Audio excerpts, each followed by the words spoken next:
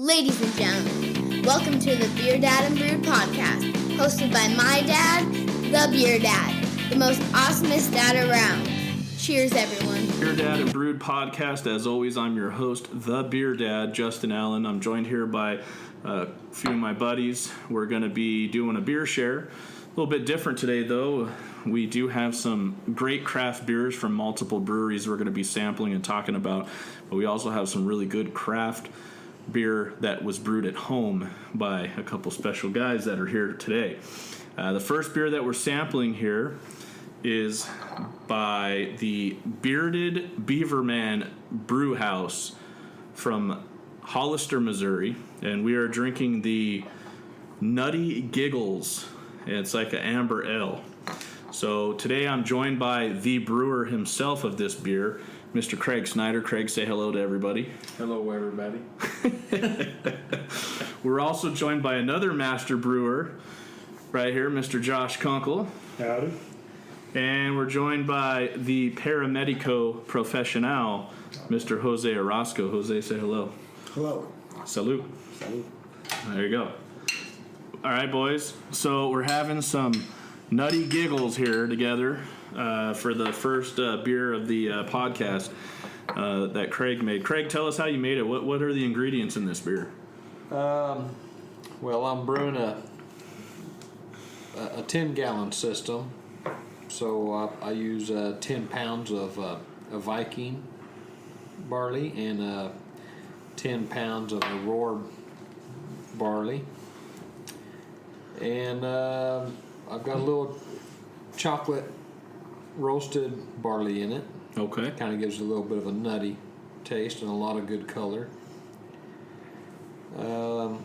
What do you think about this beer? I know it's your own beer, so sometimes usually your own beer you're more critical of than other people are of your beer. So what do you think about this beer? Well, it's not my favorite of the beers I've made, but it's not bad. You never know how they come out until 2 or 3 weeks later after you keg them. Yeah. Well, one thing I can say is, before the podcast, the BeerDad may or may have not been sampling this beer the last couple days, and I can say that every day it tastes better. It does. And we know that with beer, sometimes you let it sit for a while, it gets better. And there's some beers that you got to drink right away.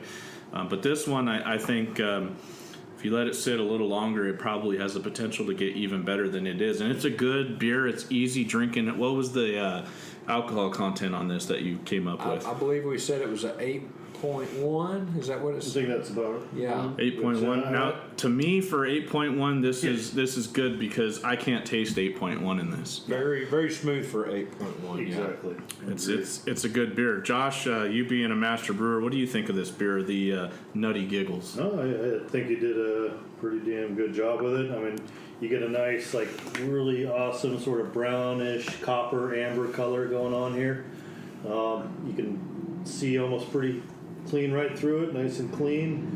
You get a nice little head retention on there, and it's got this nice nutty brown flavor, a little bit of a tangy note on the back end that you get from the hops, and a little bit of a citrus bite. You mentioned you had put Cascade. Cascade, Willamets, and Fuggles. Fuggles, yeah.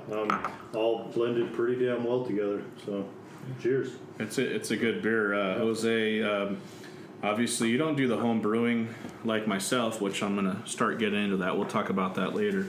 But you are a fine connoisseur of malted beverages, as I am. What do you think? Well, I'm a home beer drinker. Yes. Which I think that counts for something. Yes. No, it's great as a individual who knows the basics of brewing, which is pretty much, someone has to prep everything, then you got to bottle it so it can fermentate. Then, you make the beer and let the alcohol kind of sit, and then you bottle it all up and you drink it. Knowing just those basic kind of 4 concepts and the amount of beers that I've had in my life, this is good. I told Mr. Craig here, it's got a very nice amber approach, but it has more like a brown nut taste, like after effect that I get in the palate. Yeah. I like the amber right up front, right when it hits you, but the aftertaste of the brown that stays lingering a little bit longer is what I enjoyed the most. Would this be something that let's say you're going over to a buddy's house, you're going to bring a 6-pack of beer. If the Bearded Beaver Man brew house were to bottle something like this or can it, would this be something you'd consider taking over to somebody's house as a good drinking beer? Absolutely. Yeah, me I too. mean, Yeah. If I was going to bring this home and pair it with a meal, I would be doing like a nice steak with this. Oh yeah, this would taste and then, really good. For a nice, to complement it afterwards. Probably do something kind of sweet for dessert, more of a chocolate deep kind of a dish, kind of a cake maybe. Kind of like what we did last time. Josh came over to my house the other day, kind of celebrating his birthday. And I did happy birthday. Yeah, happy late birthday.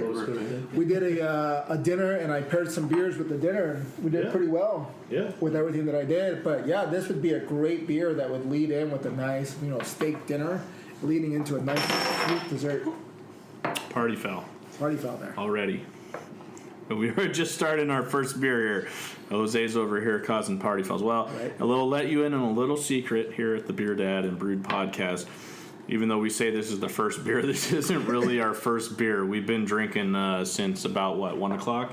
Yeah. And it's, what time is it? About 4. So we're just on an even kill, but we're keeping it light. We've got 4-ounce tasters, so that way we can all experience a little bit of every beer that we've brought here for the beer share. Craig's Bearded Beaver Man brew house Nutty Giggles here is in a keg. But then we also have some tall cans, some pint cans of some craft brews. I've got a little something that I brought to the fold, and Josh brought some brews as well. Josh, you actually just went back to the East Coast recently for a convention. Tell us a little bit about that. Yeah, about a month ago, had the opportunity to go out to the American Homebrew Association's annual Homebrew Convention. They usually tend to have it all over the place, year after year. This particular year, they had it in Providence, Rhode Island. Nice. So, hadn't really ever been to the East Coast, so it was kind of a first time for me. While we were out there, we definitely enjoyed it to its max. I mean, we pretty much hit the ground running. Got there in Boston, is where we flew into at about 6 in the morning. Immediately hit up Samuel Adams Brewery, got a brewery tour in. Pretty awesome, if you ask me. I'd definitely say it's worthwhile if you're willing to check it out. It's kind of cool because it's their original brewery, or brew house, I should say. A little smaller than you expect for a beer that you pretty much see all over the country. Yeah.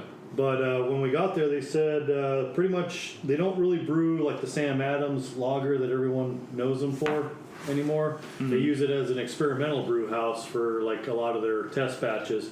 And so that gave us plenty of opportunity to, check out some of their new beers that you won't find anywhere else. Okay. Sadly, I didn't get a chance to grab a couple of cans, and the ones I did grab ended up in someone else's hands because we ended up getting a ride to Providence, Rhode Island from a guy we met who was also going to the convention. Okay. So, the brewing community is that. It's a community, so you tend to run into a lot of guys that are pretty cool, willing to help you out, talk shop, all that jazz. From there, it was a pretty fun event where during the day... Really quick. Yeah. Did you get to try any of the, I think it's like the Boston Brick? It's something that's seasonal that you can only get it in Boston.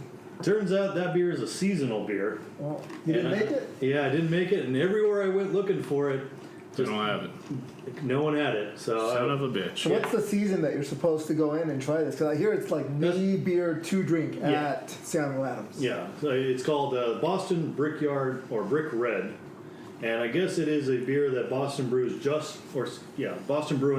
brews just for Boston. Like you cannot find it outside the city at all. Okay. And like I went to like 3 different places looking for this beer that said they had it, and they didn't. As far as the season, I tried asking the people at the brewery, and they said like they just ended the season, so I'm guessing must have been probably April, May. Like a spring, probably. Like a spring beer, even though they say it's a red ale, which to me kind of screams kind of fall, but that's my own personal opinion. Nice. Yeah, it was a little hard to find. I'm hoping to go back to Boston. I will say it was a pretty cool city. I didn't get to spend as much time as I wanted there, but definitely like to go back. It's a phenomenal city. I've actually had the pleasure of going to Boston.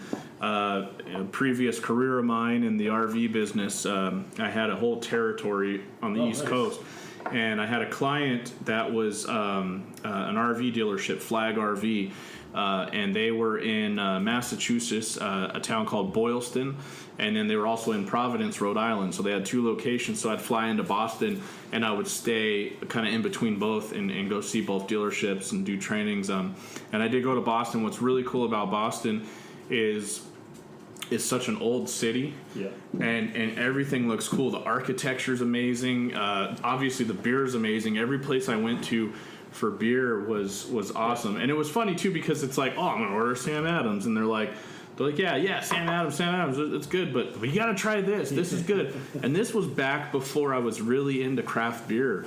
When I was back there, this was probably 2005, 2006, somewhere around there. Just as it was so it was just starting to get popular, but the people back there, they were all over it. So, and I tried some pretty amazing beers. In fact, there was a really cool pub in West Boylston, Massachusetts, called the Finders Pub, and they're no longer in business. I actually looked them up because I was going to recommend it for you while you were there. But it was really cool. It was one of the oldest bars there in the Boylston area. And they had a gimmick, and I didn't know this gimmick until I got there and kind of figured it out. And the reason why they call it Finder's Pub is you had to find your table, you had to find your menu, you had to find your waiter or waitress. They were rude as shit, but they had one of the largest appetizer menus of any restaurant I've ever been to. The appetizer menu was actually bigger than the food menu. So they had a shit ton of appetizers, and here I am in Boston area for the first time in my life, and I knew I needed some clam chowder because, the chowder, you know what I mean? Like, they want you to eat that while you're there, and so I had to have some of that. They had it in a bread bowl. I got that. I got all kinds of other appetizers. I was all by myself, so it was kind of embarrassing. But the bar that they had in there was the most ridiculous bar I've ever seen, and it was old. It was really, really old, and they said it was like the oldest bar. Anyways, it was almost kind of like, even though it was an older restaurant, like a yard house or something to the effect where they had, 80 taps, and they just had a shit ton of beers. I said, I could be in here all night. Luckily, my hotel was within walking distance. But that place was great. It's a shame that they're not in business anymore. I wish somebody would take it over because I really liked that. But that was many years ago. But yeah, it's a great place. I'm glad you got to go back there and experience the convention. I did want to ask you, while you were there, did you ever run into a brewery called Night Shift by any chance? I'm not sure how long they've been around. I didn't actually make it to any breweries. I just went to a lot of pubs and bars. I mean, did you happen to see any beers? I don't remember the names because it's been so long. Like I said, it was back in the mid-2000s. I was going to say, because there was one brewery I got a chance to try their beers, not in Boston per se, but at the homebrew convention. They were pouring the first night there, and it was, I have to say, they were definitely one of the breweries that stuck out in my mind as far as like quality. And they also had a pretty awesome logo. It was kind of in the shape of an owl, but where the feathers would be like a hop cone. Mm-hmm. So I thought it was a pretty awesome little logo. Kind of coming full circle back to the homebrew conference, that was one of the cool things I did like is every night they had like a party for the attendees. Yeah. So the first night was all professional brewers, like pouring like all you can drink in this big ballroom. And then the next night was the home brewers bringing their kegs in, so you got to try all these home brews and sort of an all you can drink. And then like the last day, what a lot of people don't know about this convention is it's also a competition of sorts. And anyone who is a home brewer who submits beers to the American Homebrew Association annual competition, if they happen to do good enough to go to the finals, this is where they judge the finals, is at this convention. Yeah. And so all the winners, once they were announced, they had a lot of leftover beer, so they had all these bottles and ice pockets just sitting around the convention center where people could just play beer roulette, grabbing a bottle and trying whatever. So it was kind of a neat deal in there. Nice. One of the things we did while we were there, which actually can help us segue into our beer, is I had the chance of, with my buddy I went with, we rented a car and went out to a brewery called Treehouse. Yeah. And for those who are familiar with hazy IPAs, which are kind of blowing up the market, Treehouse is one of those names that tends to stick out. And when I rolled up there with the car, my buddy said, "Hey, get out, stand in line." And I see this line going clean out the door, and I'm like, what the hell am I getting myself into? Like, I'm not the type of person that would stand in line for an hour for a beer, but I'm like, okay, let's just see what happens. And yes, I was in line for an hour to get beer, but I got to give them credit. Luckily, it wasn't one beer. That was the buying line for the cans and stuff. And there was a slightly separate line to get beer at the bar, but they are absolutely killing it over at that brewery. And I found out that they don't distribute anywhere, so you actually have to go to the brewery to get it. And mind you, this thing is in the middle of nowhere. Like, we were driving along, and then suddenly it's like GPS says, "Oh, turn here." I'm like, I don't know. I feel like I'm gonna get murdered turning here, but okay, you know. Yeah. But yeah, I've heard a lot about Treehouse. A lot of beer trader sites that I'm on. A lot of the people all over the country, when they do the ISO in search of, they'll put up Treehouse. Another brewery we were talking about today that I mentioned is Electric Brewing here on the West Coast. That's another one that everybody's all over their jock as well. And they have really good beer too. I've been there several times. But they do the same thing. Get a long line whenever they do a limited can release. People camp out overnight. You wait a while just to get those cans. So it sounds like Treehouse could be similar to Electric in the sense of its popularity. But let's we're gonna crack some Treehouse open, aren't we? Yep. You brought it all the way from Massachusetts. What city? Do you remember what city that is? Not really a city. That's the thing that tripped me out. So it's like a town. Not even a town. It's like on the outskirts of. When I say middle of nowhere. Middle of nowhere. I'm not kidding. Like, here, I'll look it up. Tell you the closest town that it. So it's kind of like when you say you're in Hemet, nobody knows where the hell that's at.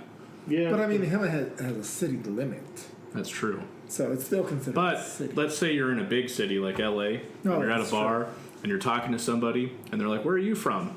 And you tell them Hemet, they look at you like you're crazy. What the hell is that? Yeah. Nobody knows where Hemet's at. According to this, it says the closest city is Charlton, Charlton. Okay. Massachusetts. All right. So. Yeah, but Well, Treehouse. yeah, Let's have some Treehouse.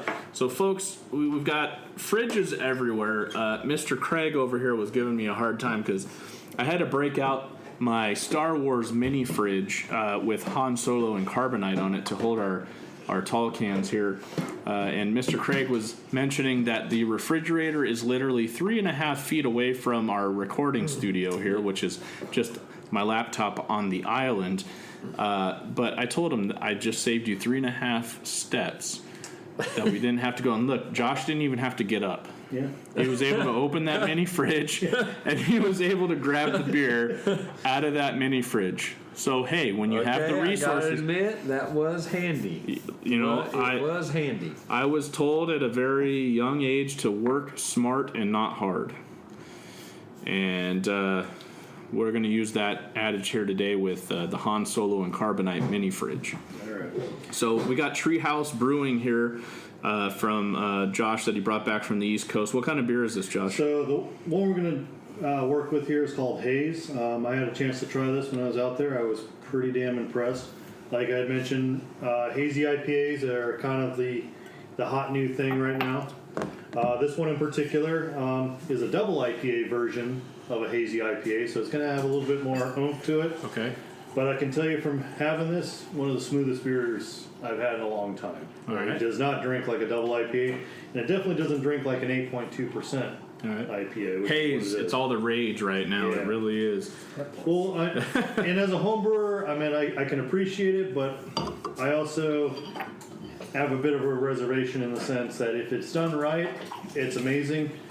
But these things have absolutely no shelf life whatsoever. You got to drink them quick. Yeah. I've noticed. I am fortunate to tell you that this beer was bottled on June 27th, 2019. Good. By the way, I picked this beer up June 28th of 2019. So it's fresh. It is. I literally picked it up a day after it was bottled. Very nice. So I can tell you, it's about as fresh as it's gonna get.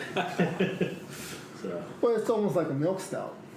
Like if you don't store the milk stouts correctly, they go to waste. At least my opinion behind it. I've had some milk stouts where stored properly, you can have a good long shelf life, but you go to some places and they just have them out in the open, not temperature regulated. You take it home and it's like, ooh, spoiled. Would you mind before we partake? I get a shot of the can in our little tasting glasses here. I'll put that up on the definitely hazy Instagram and Facebook.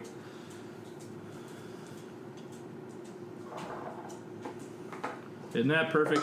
So I went out and got, just for the BeerDad and Brewed podcast, I went out and got some mini mason jars. They are 4-ounce glasses, ball glasses. They had them at Target. They were on sale. And I got Craig over here taking a photo for you guys. The can is kind of a violet color with 2 different tones of purple on there. Really nice. Let me see it. Let me see that can, Craig. Take a look at this artwork here. So this is Treehouse Brewing Company, brewed in Massachusetts. It's a purple can, got some interesting artwork on here, kind of a, I don't know what you'd call that, kind of. Well, basically a kind of a twisty tree with like tribal almost. I don't know what that is, but it's a tree. It's a twisted tree, and if you look real closely, there's a house in it. So that's kind of their logo. Go ahead and read this for you because this is what it says on the can, and I like to do that because I'm a dad and I'm silly. But we are excited that you are holding Treehouse Brewing Company's hop-saturated double IPA Haze. Haze is a soft and dangerously drinkable beer with flavors and aromas of orange juice, fresh peach, and papaya. Offset by a gentle bitterness, it is intensely flavorful, yet well-balanced. Haze is the result of our uncompromising dedication to fresh, progressive, and delightful beer. Everybody knows I like the word delightful. We hope you enjoy it with laughter, good cheer, and in the company of those you love. Look, we're here, we're a bunch of buddies here, we all love each other, and we're going to have some Treehouse Brewing Company Haze. Well, so it's 8.2%. Let's get a cheers in here, a prost for everybody. Here with our little tasters. Prost. Cheers. Salute for my paramedico over here. All right. Upon smelling it, it smells fruity. Yep. Well, I just told you about peaches and papaya and orange. It is a juicy IPA for sure. I always wonder, what I'm always disappointed at when they put descriptions on the beers is they don't put on what kind of yeast they used. Well, they don't want to give away their secrets. That's part of it. Yeah, well, some yeast alone will give a fruity smell. Yeah. And I always wonder if some of that fruity smell is the yeast. Take a sip smelling. there, Craig. I know you've sniffed it. I want you to take a sip. Tell me what you think. We'll do a kind of a clockwise take on this Treehouse Brewing Haze. That is good. I haven't had any hazy IPAs until about 3 days ago, seriously. When you came here? No. Right before you came here? Just before I came here in Missouri, I had my first hazy IPA. And I am not a IPA fan. I like a beer with hop, but I don't like a strong IPA. And upon looking at these hazy IPAs, I was nervous and scared that they were just bad beers for my taste, but I found that all the hazy IPAs that I've had are really good. They're very mild. They're not overly hopped. Yeah. Josh, I know you already had it. Now that it's sat in a can and it's traveled all the way from the East Coast here to the West Side, what do you think? Well, I got to give it credit for traveling. I mean, this thing was sitting in my suitcase going up into an airplane and back down and everywhere in between, and seems to have actually survived pretty damn well. And I'm still pretty impressed. I mean, they're pretty apt with their description. You definitely get the juicy overtone. You get a lot of floral notes, a lot of citrus, a lot of tropical fruits going on with it. I mean, you get just ever so subtle hint of bitterness on the end, which I mean I'm a huge fan of. I've always been more towards the floral side of hops, which is why this whole haze craze has been actually kind of an interesting one for me, because you're actually getting what the hops really bring to the table. You don't just get their bitter side, you actually get a lot of the subtleties and the floral overtones. And it's just, especially for a hot day like today, it's just, you could just drink the hell out of this beer. Yeah. It's very, very refreshing. Jose is, I know sometimes, not all the time, because there's certain fruity beers that you like, but it's very rare for you, because I know you're a hoppy guy. I am. What do you think of this beer? So I'm a big fan more of just your traditional IPAs. I mean, one of the first ones that I ever had was a Brewed real Nation. quick. When he says traditional IPA, he's talking about West Coast IPA, yes. Which is what we're all used to here. Yes. And what Craig was talking about, what he doesn't like, it's really hoppy. Yeah. Like Stone Brewed Nation. Right. Before the double came out, or the other version of it, I like the original version, that nice bitter taste, pine tree going down your throat. I don't know. For me, that's always been my kind of style of drinking. The haze, I've only had a couple of haze compared to the other hazes that I've had. Obviously, they all kind of almost have the same texture to me. I haven't had enough haze to really distinguish the difference between them all. This kind of feels like the same type that I've had from the last one. Yeah. So I think I would have to drink a little bit more haze IPAs to really kind of build the foundation behind them, like I've developed with my IPAs, which I've enjoyed very much. Again, new style of beer that's recently been coming out, new crave that everybody's been going after. Real popular out here. Yeah. The East Coast had it way longer than we have, and it's just definitely just taken over out here. It's become more popular. I'd say 90% of the breweries here on the West Coast are now making something hazy. Basically unfiltered. I have had some brewer friends of mine that are in the industry that own breweries, or they're home brewers like you fellas, that don't care for it because they're so used to West Coast style, and they actually call it the lazy IPA because you're basically just not filtering it. But I like it. This is a good beer. I have to kind of jump in for a moment here, because I come to realize there's now an actual distinction between hazy IPA and unfiltered IPA. And a lot of people tend to think that it's the lazy version, but unfiltered is pretty much the lazy. Folks, this is a podcast, and we are recording, and we're not going to edit that, but Mr. Craig just farted. Oh, boy. Yeah, I hope that doesn't smell. Yeah. Salute. And we're also joined here by Latte, the boxer dog. She's really interested in what's going on. She actually enjoys beer herself, but carry on, Josh. So, as a home brewer, yes, you're going to find often that, when you make a beer, you're going to get a little bit of a hazy overtone, which you can then clarify fairly easily. A lot of times just cold crashing the beer gets everything to fall out.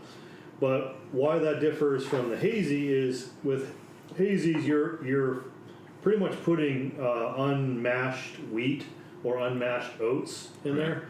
So even if you were to basically cold crash this, a lot of this particulate would not fall out of suspension. Okay. It would stay in there. So you can get this thing as cold as you want.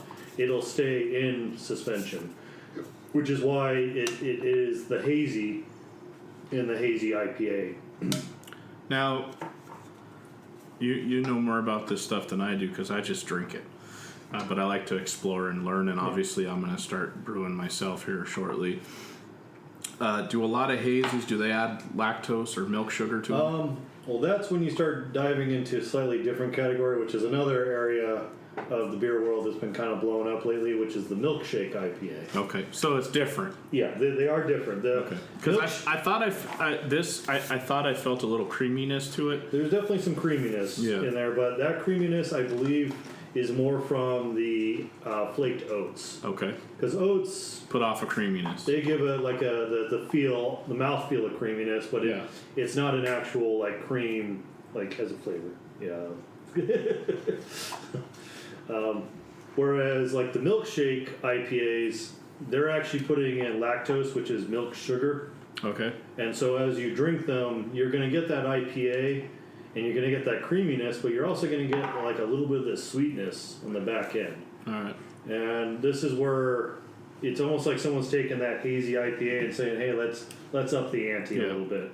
I like this creamy texture, but let's." I had my very first milkshake IPA in Minneapolis, Minnesota, brewery called Dangerous Man Brewing.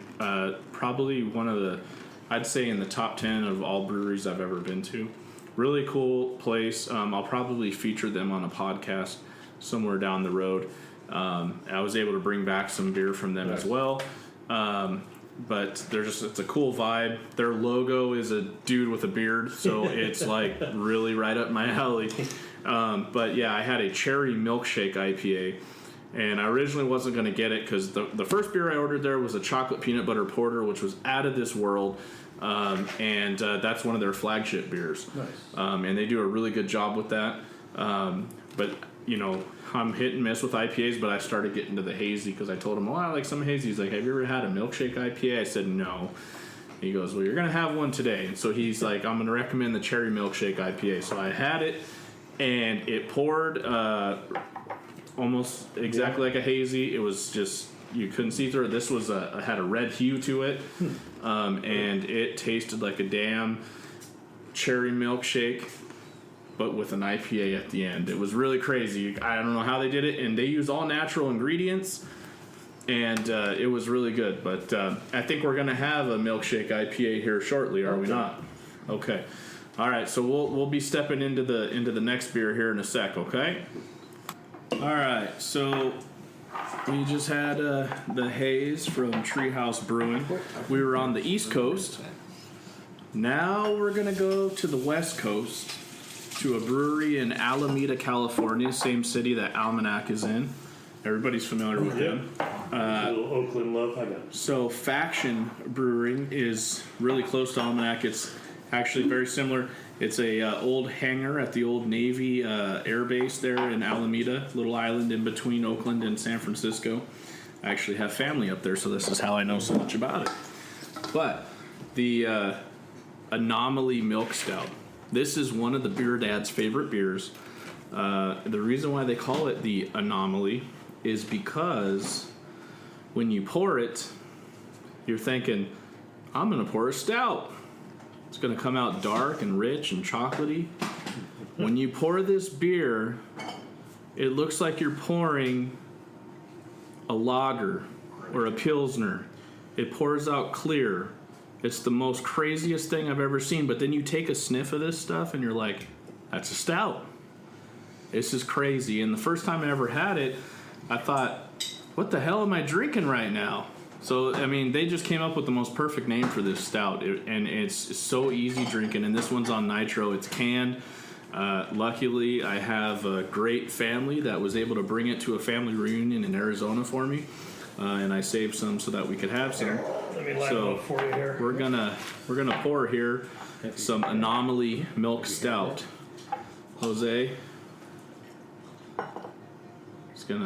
he's kind of cleaning out our taster glasses here. All right.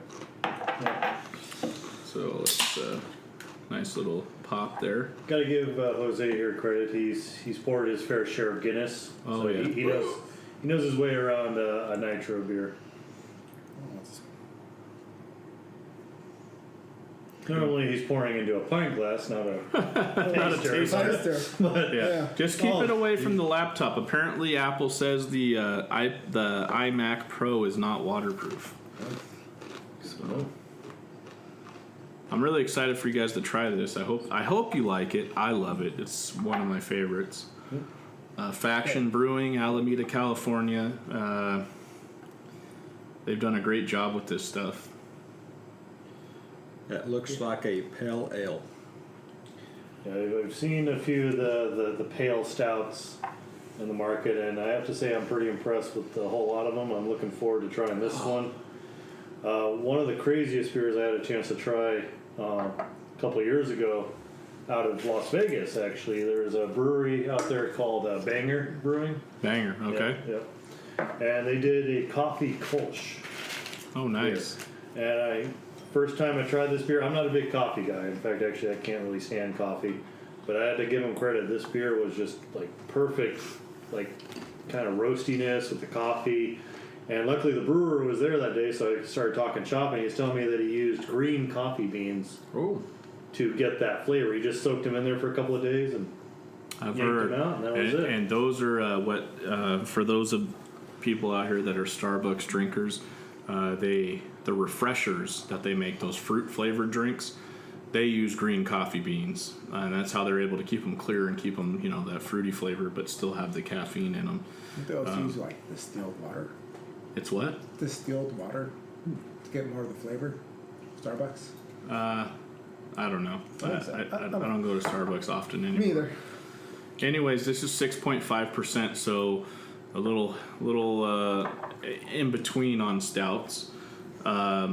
It says that they use star anise. Is that? Yeah, I was gonna say I thought it was wormwood for a second, because I do a wormwood beer as a home brewer, and it's got almost like the same exact flavor, and I'm like, okay, what did they throw wormwood in this? But when you mentioned star anise, I was like, okay, now I get it. There's definitely coffee in here. You can smell it, but I wonder if they're using those green coffee beans to not get that dark color out of it.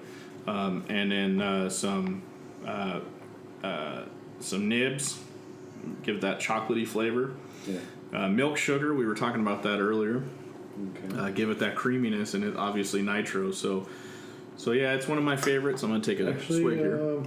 I'm gonna be right there with you. This is definitely a damn good beer. It's pretty good, isn't it? Yeah. Craig, you got to have some of this the other night. I know you like it. What do you have to say? Well, it absolutely does not look like a stout. No. The color of it looks very much like a pale ale or just a real light beer. It's very good. It's a really good stout. Yeah.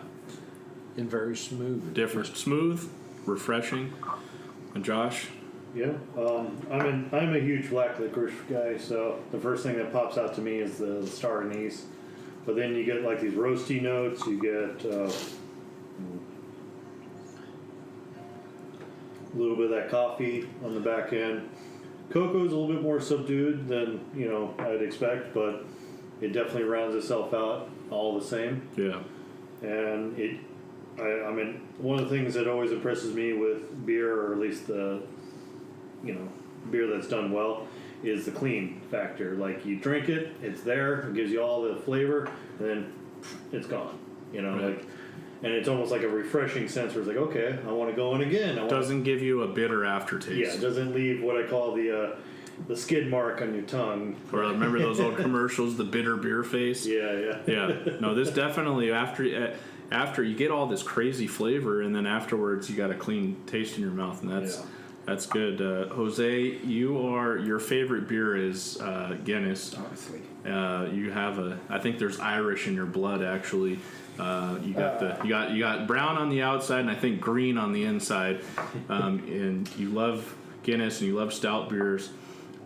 This is definitely a different type of stout. What do you think? I've had a couple of milk stouts in my lifetime. I would say compared to Viva milk stout, I think from like Beaver or Belching Beaver. Yeah, from Belching Beaver. I forget the full name, but it's like Viva somewhere around Viva there. La Beaver. Viva La Beaver. That one. Compared to that one, because that's one of my favorite ones from Beaver. Yeah. I don't know if people have the app on tap.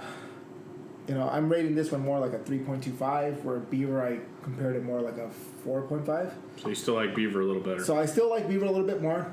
Just going off what I've done in the past, I would have to drink a little bit more of these to really compare. But I don't really go much into the milk just because of what I've said earlier. If it's not stored properly, it goes to waste. I've had a couple of bad ones, and this is one of the better ones. So, Yeah. But like I said, compared to Beaver, I really can't. It's not up there yet, but it's good. Good. Enjoy it. So overall consensus, Faction makes a good anomaly milk stout. Definitely drinkable. Oh yeah. It's Worth drinking again. I just like it because the first time I had this, I was up visiting my family up there, and this was about almost 5 years ago. And until that time, I had never had a golden stout. So this was the first time I ever had it, and I thought, why this beer tastes like a stout? And and I'm looking at it. I know I had a lot to drink today, but I know this is a stout. And so, because my uncle went and ordered and got flights and sat down, and I said, this is one of the best beers I've ever had. Because I'm a stout guy like Jose. He's the same. Viva La Beaver is one of my top favorites as well. That's a Mexican chocolate peanut butter milk stout. But this stuff is good, and it's so clean and easy drinking. Faction does a great job up in Alameda, up there by Oakland, San Francisco area. So definitely recommend it if you have a chance to go visit them. Easy to find. It's an old Navy base at the edge of the island. And what's really cool is you can go to Almanac and you can go to Faction right there. They're really close by. There's another brewery there. I believe Alameda Island Brewing is on the island too, but they're not. It's not as close as Faction and Almanac, but you could definitely Uber around there in the city. So definitely recommended it. So I like that beer. It's really good. So we'll move on to our next beer. I think we're going to do a milkshake IPA from back east. So we'll go. Now we went East Coast to West Coast. Now we're going back to the East Coast. We're doing a lot of traveling here today on the BeerDad and Brewed podcast. So we're going to go ahead and check that out. So, all right. So we've had some good beers. We went East Coast, then we went West Coast, then we went East Coast. We're coming back to the West Coast. We have 8-Bit Brewing's latest release that they just released. Mapeful Dead. This is a collaboration beer. It is a collaboration between 8-Bit Brewing and the Donut Bar. For those of the people that are unfamiliar with what the Donut Bar is, it's a gourmet, fancy donut shop. Originated in San Diego. They make some crazy donuts, like the most crazy. But they just opened a shop in Temecula, which is close to 8-Bit Brewing, and this is a stout, from what I'm told, that is brewed with maple bars. So that's going to be interesting. And it's treated with Vermont maple syrup. So this is going to be different. It's an imperial stout. Ladies and gentlemen, get some boozy. We've had some pretty decently strong beers today. Probably 7-8%. Yeah. This is 11.9%. I know Jose's going to like this because he likes stout and he likes strong. Not sure about the sweetness level because of the maple. We're going to find out. But 8-Bit Brewing's a really cool brewery. They do a lot of retro cans. They got that kind of Nintendo theme with their logos. But Mapeful Dead, a little play on words there, obviously, Grateful Dead. If you check out their website or follow them on Facebook, they do these really cool videos when they release a new beer. And their Mapeful Dead video, it's got like the VW bus and a bunch of hippies, hotboxing the VW bus, and they fall out, and you got, music playing in the background. It's really cool. I really like 8-Bit Brewing. They make some good beers and kind of got a good shtick gimmick, behind them. But they're in Murrieta, California, not too far away from the BeerDad and the fellas here. So we're gonna crack into this imperial stout. You want to take the honors? Yeah. Let's see what we got. We'll see if you can do this without spilling. That was one time. One time. Ah. Oh. One time too many. One time too many. Ooh, I can already tell this is a dark beer just by the foam that came out of that when he popped that open. This is 11.9%. All right. Let that settle out for a moment. If I point out, it's going to pour it over. Let her breathe. Let her breathe. Sometimes you got to let a beer breathe. Yes. I think you're in the gold. I think we're good. I think we're good. Ooh. That is dark. Pours like syrup. Looks like coffee. Wow. It looks like coffee. This isn't Guinness, Jose. I know. Mapeful Dead Imperial Stout. Brewed with maple bars. That's one of my favorite donuts, so I'm hoping I like this.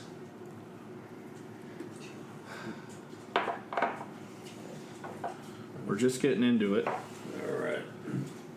Even the bubbles are very Dark. dark. Round bubbles. Let's before we take a taste, let's smell it. Yeah, I'm smelling. I'm a big. You actually get like a beer coffee smeller. smell. It does. Smells like coffee. Smells like a dark roast coffee. Yeah, I do smell it. For coffee. Like Grandma used to make. Well, I'll put some pictures up of this stuff. Really cool looking can. It's got the Grateful Dead kind of logo in a beer mug with some neat 70s designs, little tie-dye. It's pretty cool. Here, wipe that off. You get a little bit of a sweetness on the back end. So let's see. I'm going to take my first swig. All right.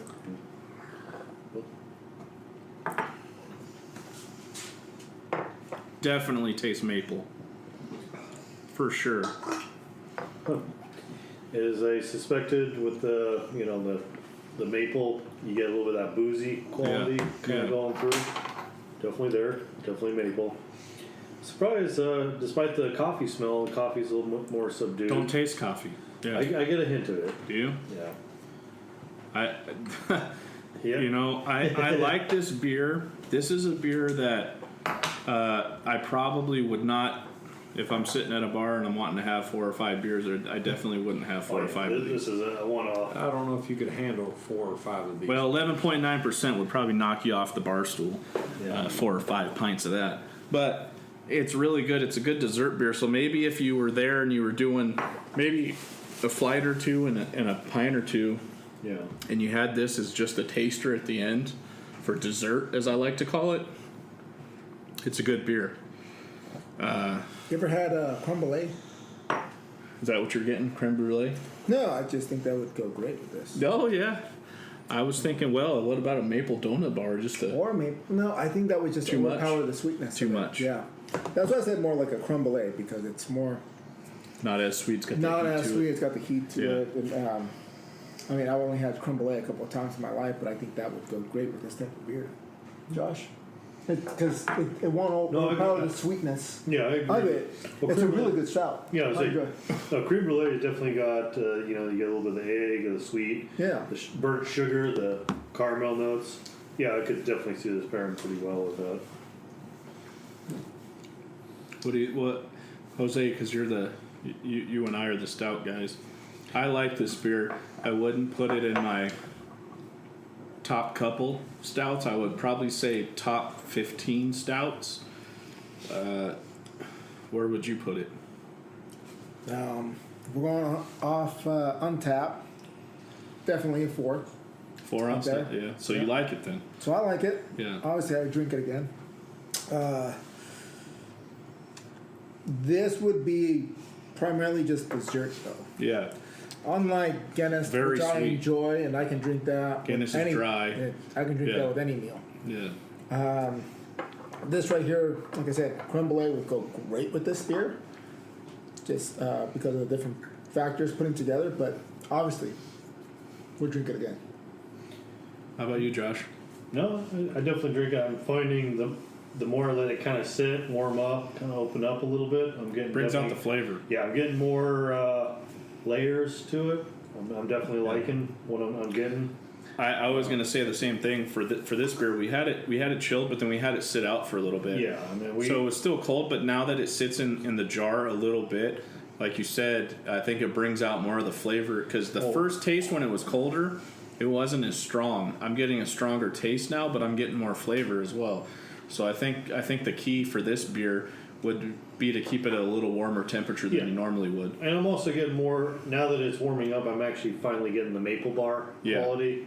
That's finally coming through.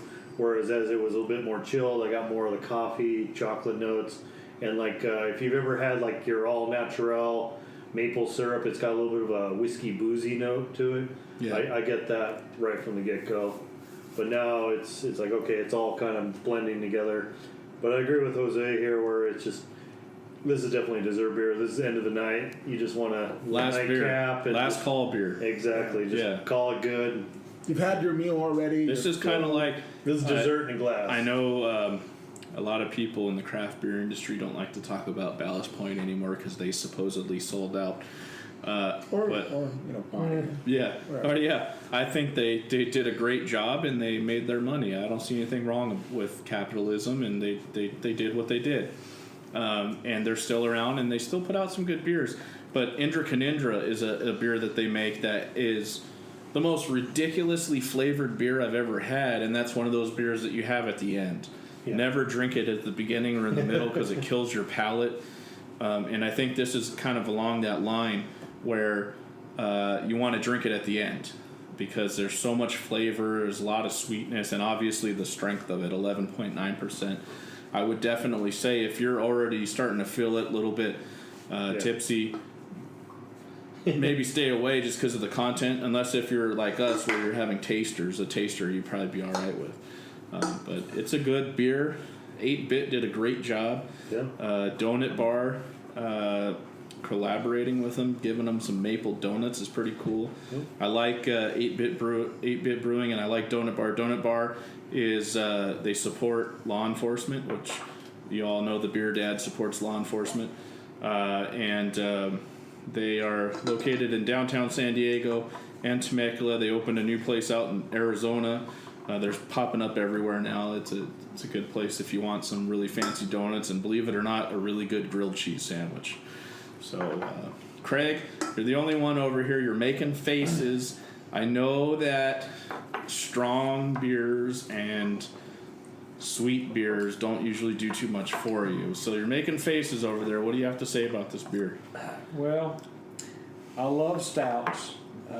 This looks very much like a stout.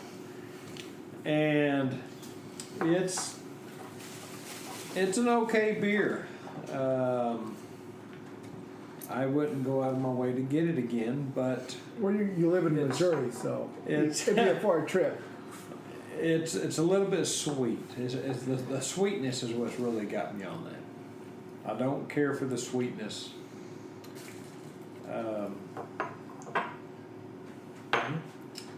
It's definitely got a bourbon or a whiskey flavor to it.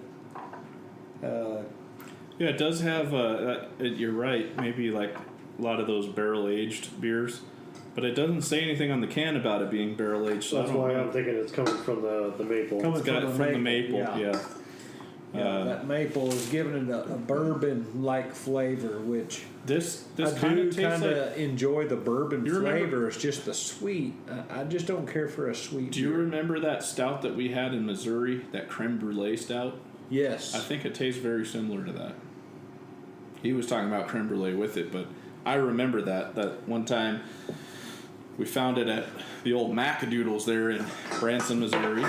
Oh, there it goes. There it goes. It's an empty can. Luckily, it's empty. Party foul. Yeah, it's very similar to that. Real sweet flavor, a high alcohol content, but I definitely like it. So we sampled a couple West Coast beers, a couple East Coast beers. One thing I can say that is, obviously here at the BeerDad and Brewed podcast, beer definitely brings people together. I definitely enjoyed having you guys over.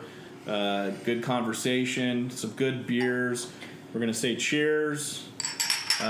Cheers. Josh, thanks for bringing some beers out from the East Coast on your little trip.